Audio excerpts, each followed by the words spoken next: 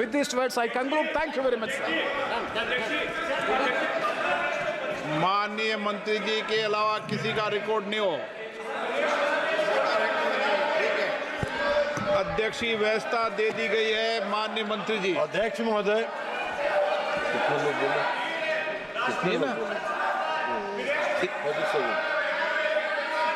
अध्यक्ष महोदय, मत्स्य पालन, पशुपालन और डेयरी विभाग के मंत्रालय के अनुदान के मांगों पर 37 माननीय सदस्यों ने चर्चा में भाग लिया। मैं सबों का धन्यवाद करता हूं और उनको आश्वस्त करता हूं कि जो भी उन्होंने सकारात्मक सुझाव मंत्रालय के कार्यकलाप को बढ़ाने के लिए उन्होंने सकारात्मक सुझाव दिए हैं, उसका ध्यान रखा जाएगा। मुख्य तौर पर माननीय सदस्यों ने जो चर्चा में भाग लिया, उसमें अधिकांश माननीय सदस्यों ने अपने अपने राज्यों में मत्स्य के क्षेत्र में किए गए कार्यों पर और उनकी समस्याओं की ओर ध्यान आकृष्ट किया। मैं कुछ पहले उनके कई राज्यों की जो मांग रही है उसके बारे में मैं बता देना चाहता हूं। महोदय, पश्चिम बंगाल में ब्लू रिवॉल्यूशन स्कीम के तहत 41.44 करोड़ के प्रोजेक्ट अप्रूव कर दिए गए थे और उसका आधा 27.20 करोड़ जो उसका आधा हिस्सा केंद्र सरकार का है, वो पश्चिम बंगाल की सरकार को जारी कर दिया गया। अब जहां तक प्रधानमंत्री मत्स्य संपदा योजना की चर्चा माननीय सदस्य ने की, मैं उनको बताना चाहता हूं कि प्रधानमंत्री मत्स्य संपदा योजना 2020 में शुरू की गई और बंगाल की सरकार ने, पश्चिम बंगाल की सरकार ने 2020-21 और 21-22 में इस योजना का लाभ उठाने से इनकार कर दिया। उसके कारण उनको लाभ नहीं मिल पाया। अब उन्होंने इसके महत्व को समझा और इसके महत्व को समझकर अब उन्होंने इसको स्वीकार किया। केंद्र सरकार जो भी केंद्र सरकार की हिस्सेदारी है, पश्चिम बंगाल सरकार को मदद करेगी।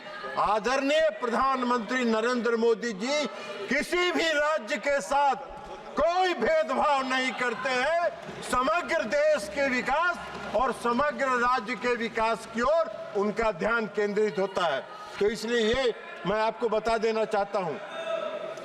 उसके अलावा मैं बताना चाहता हूं कि वेटरनरी के लिए MBU की बात हुई। पश्चिम बंगाल में 218 MBU यूनिट चलाने के लिए पहली किस्त 674.78 लाख ये जारी कर दिया गया है और उसका लाभ पश्चिम बंगाल सरकार उठा रही है।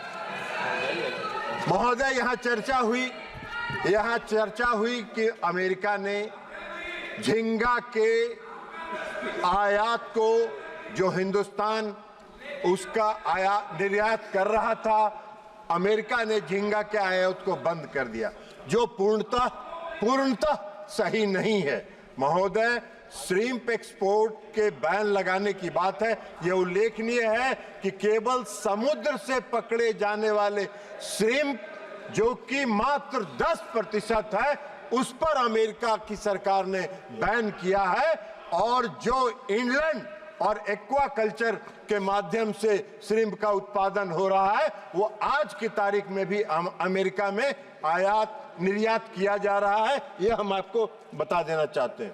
केरला के बारे में कई माननीय सदस्यों ने चर्चा की।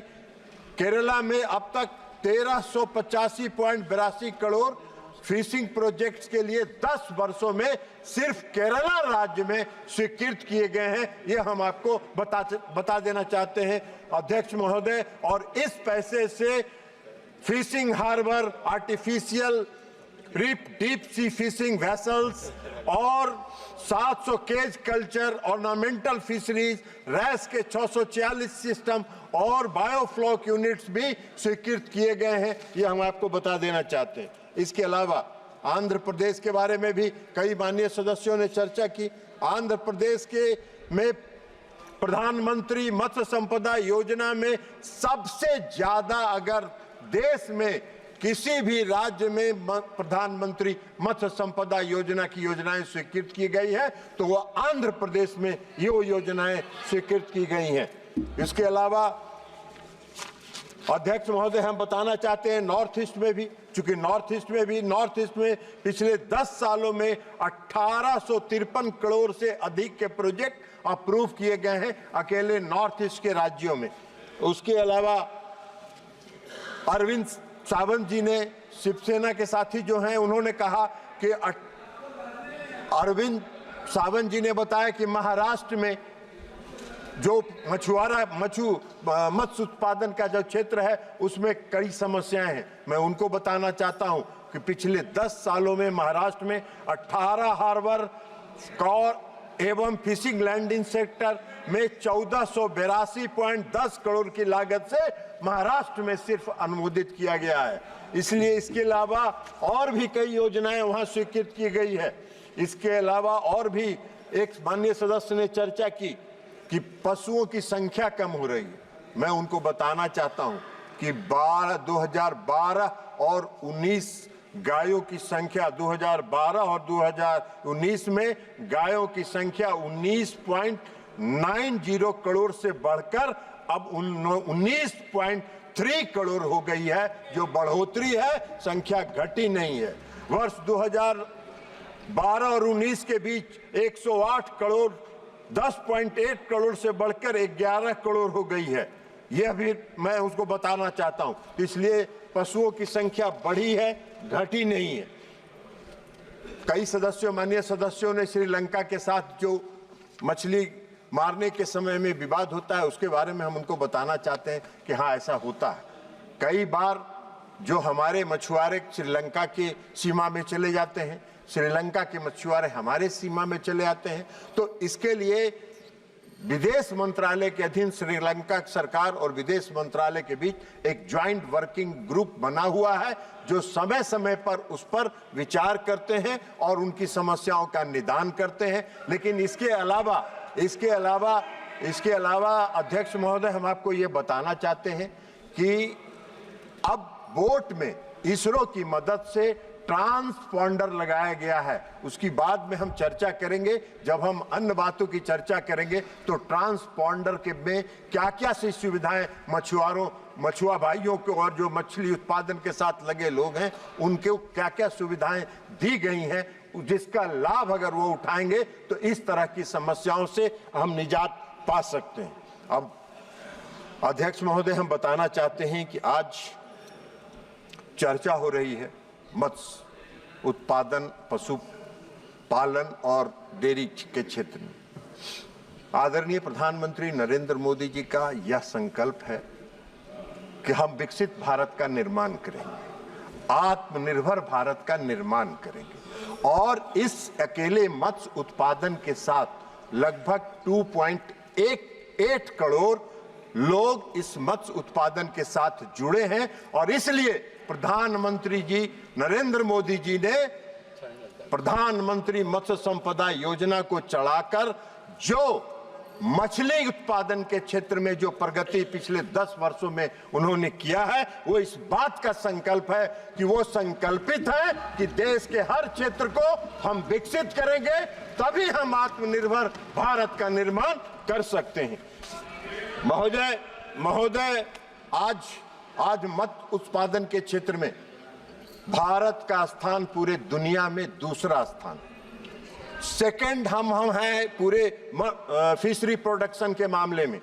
महोदय, 2013-14 में, अब ये लोग बात तो बहुत लंबा करते हैं, लेकिन 2013-14 तक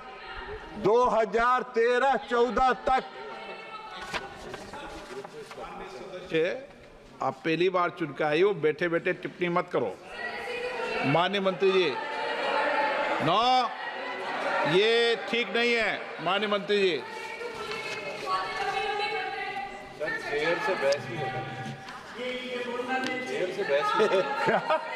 माननीय मंत्री जी, अब ये चेयर से बहस नहीं कर सकती है।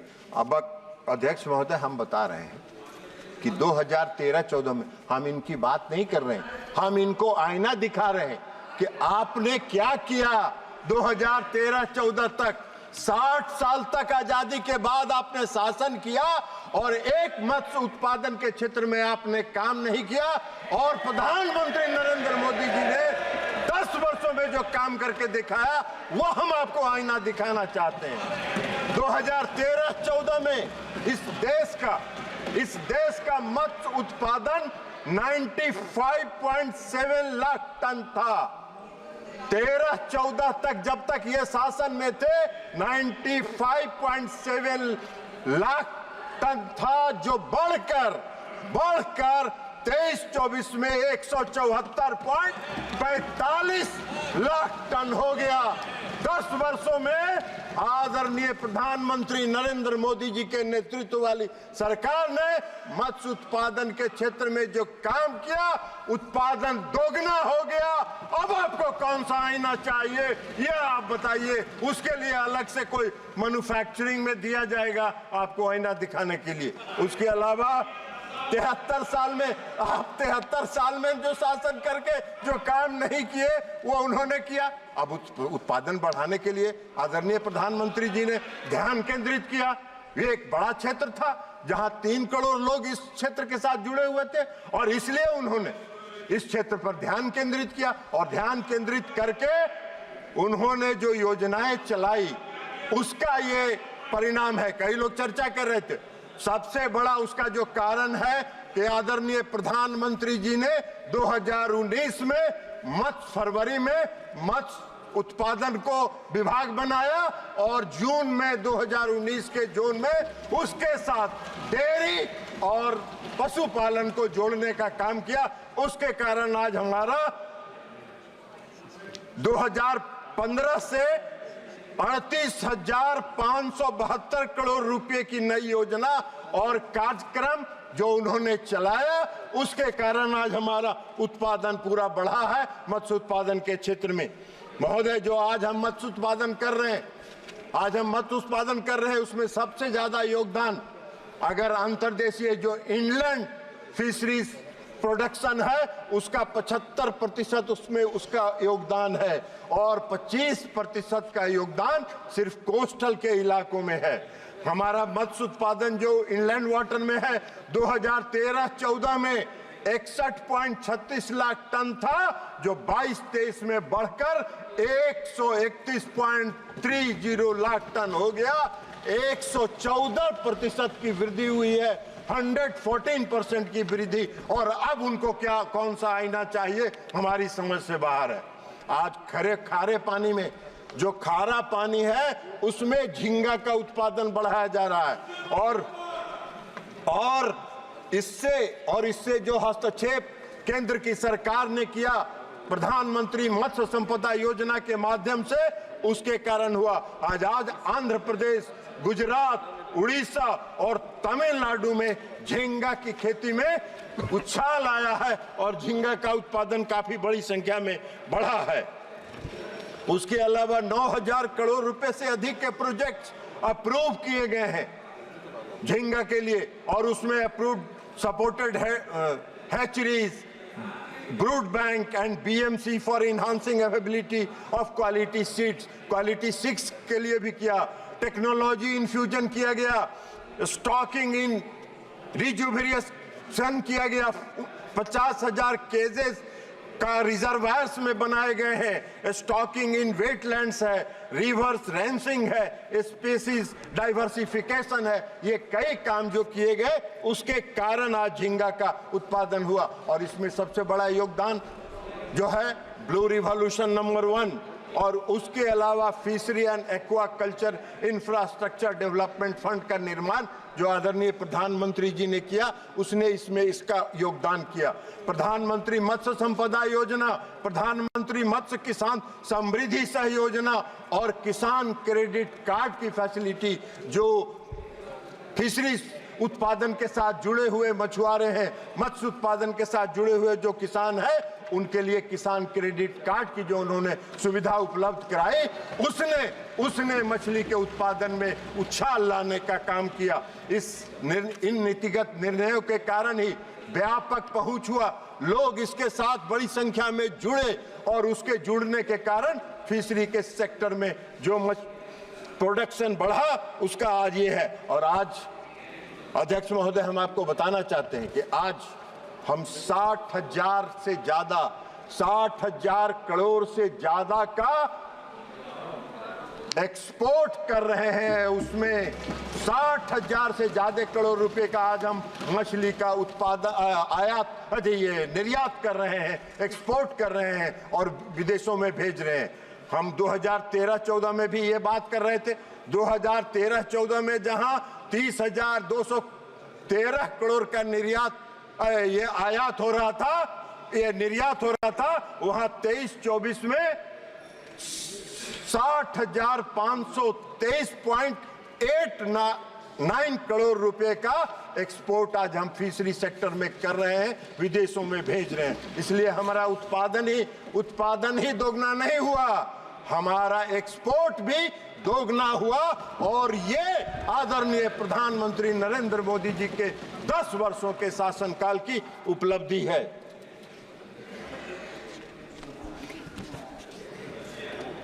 अब मैं बता रहा हूं अध्यक्ष महोदय कि fishery and aquaculture development fund का जो निर्माण हुआ, इसके तहत हमने इंफ्रास्ट्रक्चर को विकसित किया।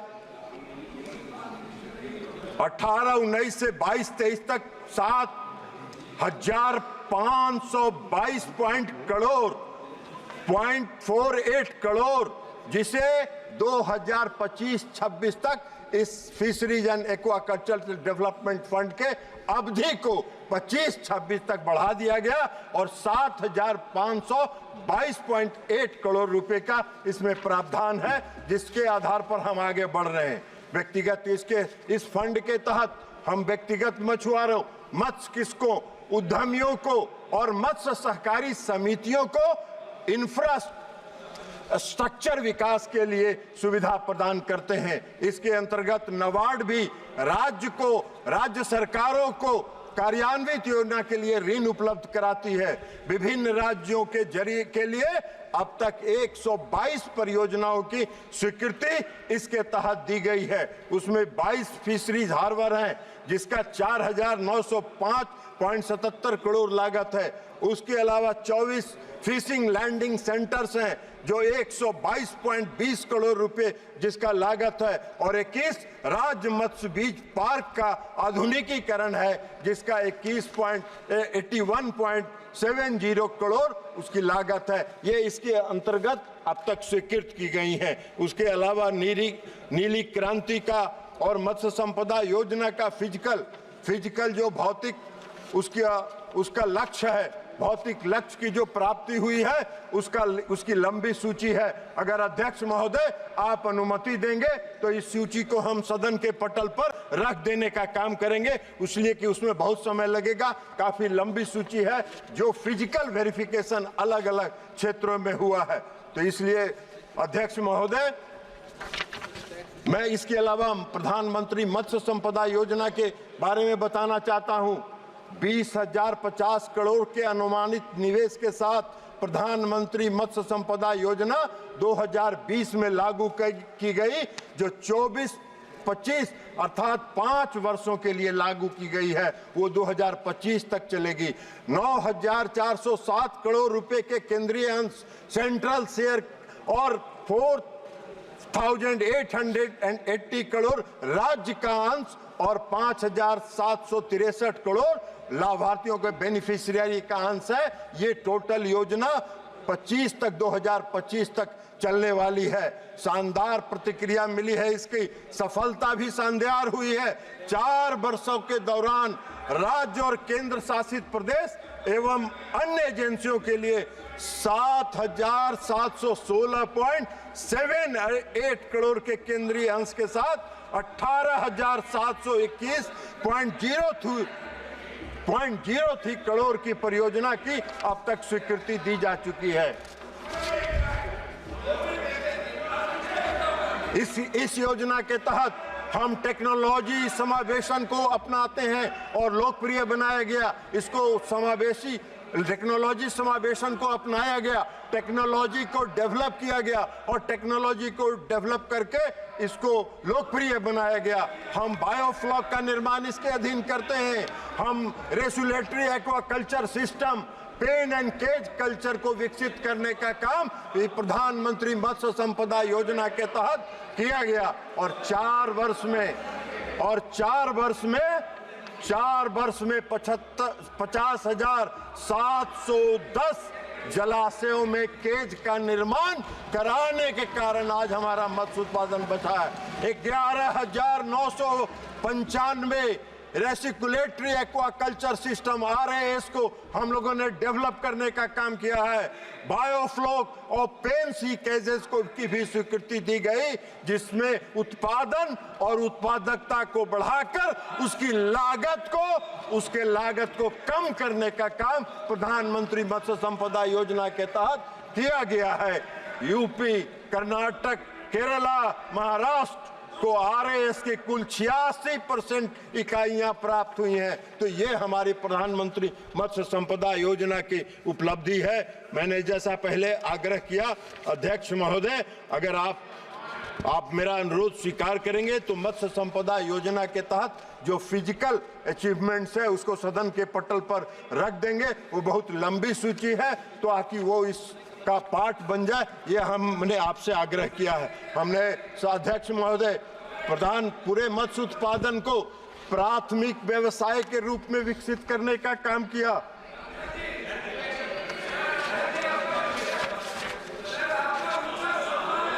प्राथमिक व्यवसाय के रूप में हमने इसको विकसित करने का काम किया। उद्यमियों को इस मत्स्य पालन के आपको अपने व्यवसाय में शामिल करने के लिए प्रोत्साहित किया गया और उसमें सफलता हम लोगों को हासिल हुई है। मध्य प्रदेश, उत्तर प्रदेश, छत्तीसगढ़ राज्यों में इनलैंड जलीय कृषि के लिए 21,958.41 हेक्टेयर तालाब क्षेत्रों का उपयोग किया गया, जिससे इसकी उपलब्धि बढ़ी है। इसके अलावा और भी कई जो KCC सुरक्षा है, मैंने आपको जैसा कहा कि सामाजिक सुरक्षा, मत्स्य उत्पादकों को सामाजिक सुरक्षा दी गई। पहली बार ये प्रधानमंत्री नरेंद्र मोदी जी की सोच है कि मत्स्य पालन से जुड़े मछुआरा भाइयों को और उसके साथ जुड़े अन्य लोगों को 3 करोड़ लोगों को किसान क्रेडिट कार्ड से उन्होंने जोड़ने का काम किया और उस किसान क्रेडिट कार्ड में जोड़ने के कारण आज उनकी आर्थिक स्थिति सुधरी है। उसमें कमर्शियल बैंक, कोऑपरेटिव बैंक और रीजनल बैंक्स इसको लोन दे रहे हैं। 2,477.95 करोड़ की राशि के साथ 4.27 लाख KCC कार्ड अब तक मछली उत्पादन के साथ जुड़े लोगों को वितरित किया जा चुका है। उसके अलावा सोशल सिक्योरिटी में, सामाजिक सुरक्षा में आदरणीय प्रधानमंत्री जी ने मत्स्य उत्पादन के साथ जुड़े मछुआरा भाइयों को बीमा की गारंटी उन्होंने दी। कोई अगर आकस्मिक मृत्यु या पूर्ण विकलांगता प्राप्त करता है तो 5 लाख रुपए, आंशिक विकलांगता अगर प्राप्त करता है तो 2.5 लाख रुपए, और कोई अगर बीमार है, चिकित्सारत है, अस्पताल में है, उसकी मृत्यु नहीं हुई है तो उसको 25,000 रुपए की राशि दी जाती है। तो ये है प्रधानमंत्री जी की उपलब्धि, जिसके कारण उन्होंने कई क्षेत्रों में किया। हिमालयन जो इलाके हैं उसमें जो होता है उसमें उन्होंने ट्राउट को विकसित करने का काम किया। अलग अलग क्षेत्रों में जो भी मछली पाए जाते हैं उनको विकसित करने के लिए पूरा विभाग, मंत्रालय उस पर काम कर रहा है, चाहे वो प्रधानमंत्री मत्स्य संपदा योजना हो या infrastructure development, fishery infrastructure development fund हो, उससे हम लोग उसको आगे लाभ पहुंचाने का काम करते हैं। अब जैसा मैंने आपको कहा कि ट्रांसपॉन्डर की सुविधा दी गई है। अब ट्रांसपॉन्डर जो बोट में जो लगाया गया है उसका लाभ ये है कि उसका जो सबसे बड़ी सुविधा जो उसमें प्राप्त है, इस प्रोजेक्ट से मछुआरे टू वे सिस्टम में अपने फैमिली या कोस्ट गार्ड और अन्य संपर्क सूत्रों से सूचना का आदान प्रदान कर सकते हैं। इस ट्रांसपॉन्डर सिस्टम से मछुआरों को चक्रवात, मौसम, समुद्री तूफान या टर्बुलेंस के अलर्ट की सूचना उनको दी जाती है, जो ट्रांसपॉन्डर हर बोट में लगा हुआ है। पोटेंशियल फिशिंग जोन, जहां पर मछलियां बहुतायत से पाई जाती हैं, ऐसे स्थलों की पूर्व सूचना रियल टाइम बेसिस में दी जाती है मछुआरे भाइयों को। ये ट्रांसपॉन्डर की सुविधा हर चीज में दी है। मछुआरे जब इंटरनेशनल मैरीटाइम बाउंड्री, जैसा मैंने पहले कहा कि श्रीलंका की सीमा में हमारे मछुआरे चले जाते हैं, तो मछुआरे जब international maritime boundary line cross करते हैं तो ऐसे समय में उन्हें उस बोट में ट्रांसपॉन्डर के माध्यम से ऑटोमेटिक अलर्ट जारी किया जाता है, ताकि वो ये समझ ले कि हम अपनी बाउंड्री को क्रॉस कर गए, मैरीटाइम बाउंड्री को क्रॉस कर गए हैं। और इसमें अगर लाभ होगा, उनके ट्रेनिंग की भी व्यवस्था है, उनको प्रशिक्षित भी किया जा रहा है और उनको प्रशिक्षित करके उनके साथ उनको जोड़ा जा रहा है। अगर इसका लाभ हमारे मछुआरे भाई उठाएंगे तो हम नहीं समझते हैं कि वो मैरीटाइम बॉर्डर, जो इंटरनेशनल बॉर्डर है, उसको कभी क्रॉस कर पाएंगे। यह प्रोजेक्ट टेंडर के बाद 3 एजेंसी को दिया गया है और लगभग 1 लाख वेसल्स में अब तक लगाया जा चुका है। ये सुविधा दी गई है।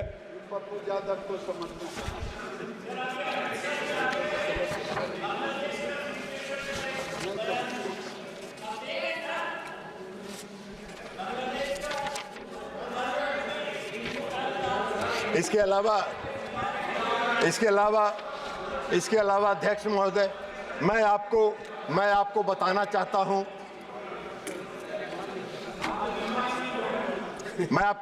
चाहता हूं कि डेयरी और ये पशुपालन और डेयरी के साथ लगभग 9 करोड़ इस देश के लोग पशुपालन और डेयरी उत्पादन के साथ लगभग 9 करोड़ लोग जुड़े हुए हैं।